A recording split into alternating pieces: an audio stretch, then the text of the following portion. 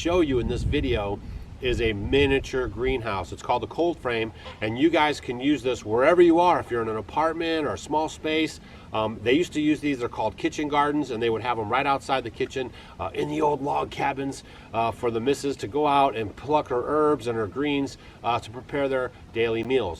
So stay tuned for some videos that Stacy and I will be putting together to show you guys how to use a cold frame. Now don't forget, there's a limited number of these. They are made good quality, and I think you're really going to enjoy them. And we're going to leave the email address down below if you want to get one. All you have to do is email us, and then we will send you the details, and then we ship them out to you, and it's no problem. It's Off Grid with Doug and Stacy. I'm Doug. I'm Stacy. And in case you're new to our channel, we're just a crazy couple that lives in the Midwest in a log cabin, and we post our videos on YouTube to try to give you the confidence that you can live the life that you want to live. So yeah, we got all the plants are back at full force. Spring is almost here. Stacy's finding all the sales. Yeah, oh, $4 I got this plant for. And if you're not having plants in your house, you need them. They're good to purify your air. So check out this video. Actually, we've got a video right there about it. Yeah.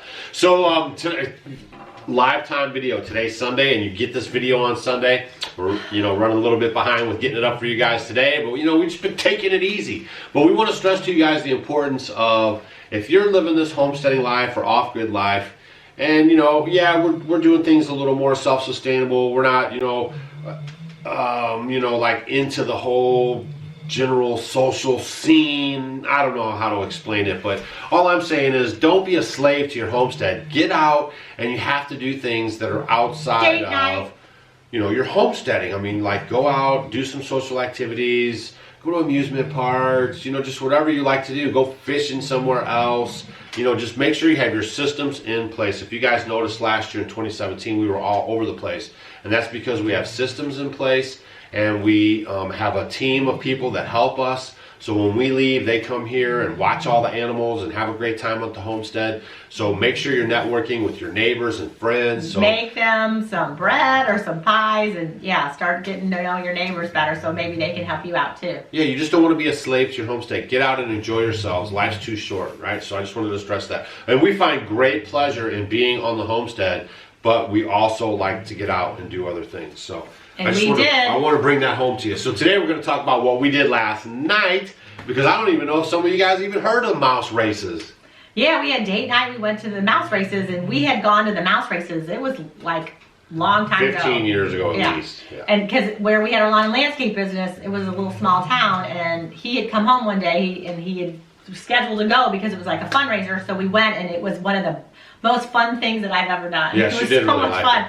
It was a lot of fun. And which is oddly enough, is like last week, all of a sudden out of the blue, we've been here 7 years, she's never said anything about mouse races, and like last week she's like, we should go to the mouse races. And so she called her neighbor friend and got it all hooked up, found a local place we could go to the mouse races at. Yeah, because I was thinking, because it's usually around winter time, they would have them, January, February, March time. And so I got on the internet and I found it, and we just planned it quick, and we went, and it was really fun. Yeah, so the first thing we did is we went out and we had a little dinner out. We had some pizza. What'd you have? I had a chicken and broccoli dish. Yeah. And then so we had a nice evening there, caught up with the neighbor folks. We told stories, and got to know them even a little better. They're kind of new to our area.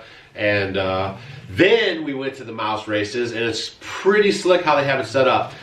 You go in, and then they have like a table where you say what mouse you think is going to win, and then they have like the funny money where you exchange your money so you can get the money that is donated to thing they're donating to. In this case, it was a junior baseball team, so they could get their spring equipment and everything on. I'd say there's about 100, 150 people there. Easy, yeah, oh yeah.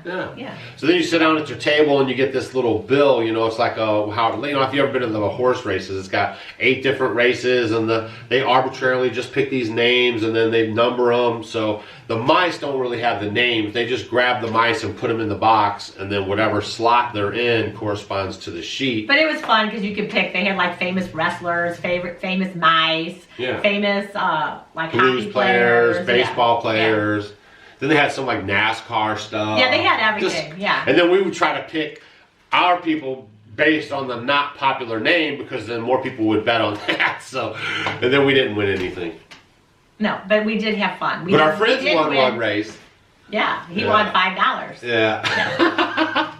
And then they have this thing, so they have this big box that they put the mouse in, and then it runs. But you know, the mice could stop like halfway or right at the finish line and not cross it and turn around. And so everyone's hooting and hollering and giving up, though. Yeah! I know, I was like, by the time we left, I lost my voice. Yeah, I told her she would do that. And then, so that was pretty cool. And then they have this thing called mouse roulette, where they go out and they give out the cards. You pick a card out of a deck, 52 cards, and then you could get 1 card, 2 cards, however many you want, and then they let it go on this like roulette wheel, and then it goes, and the one that has to put its paw on it, that's the card that wins. Yeah, and half the time it would go there and then it would turn around and go back the other way. Yeah, it was like 2 times. It was like almost going to touch our card, and then it slipped into the next slot next door. Yeah, and it was pretty neat. And they also had silent auction, so they had people that donated a lot of baskets. So we got to go bid on that. And what was the one you wanted? I mean, I didn't want any of them, but they had one with Godiva chocolate, and then I think she's just trying to crack a funny. And then they had like a hunter's basket. Yeah, that was a really popular one. It had like a deer cam in there, camera, and that was a pretty neat one. That was a popular one. Yeah, so it's kind of a well organized. I think it's like a one company, and then they get with the people, and then they go around and do these different auctions and stuff. So that's pretty cool. They have a good system in place. Everyone's having a good time, and just. That's the only thing we want to stress to you guys in this video, is that if you're thinking about this lifestyle, just don't think that you have to be a slave to your place. I mean, we get out, we do things, and we're just encouraging you guys to do the same. Yeah, I over the years, you know, you're here, you're trying to get your systems in place, you're getting everything going, and it's like, you know, you don't want to forget that aspect of just getting out or just doing something. I mean, even just going to the park somewhere or just getting out and doing things, because I really find being a little more spontaneous, especially as you get older, you kind of lose that. So I'm trying to do that. That's why she always liked me. I did. I'm Mr. Spontaneous. It is, but it is. You do find when you get a little older, you're not as spontaneous as you used to be. Oh, I am, but you just keep telling me, no, I don't want to do that. But so try to be a little more spontaneous. So guys, thanks a lot. It's a huge, you guys are really digging the cold frame thing. If you didn't see that video, it's right here. We're going to have more videos about the cold frame coming up. There's still some available if you want to get them. The t-shirts are still available. And also we have a new t-shirt coming out that you might have seen it on Facebook or Instagram if you follow us. Everyone loves it, so stay tuned for that too. We're just trying to get this all going for the Learning Center here at the Homestead.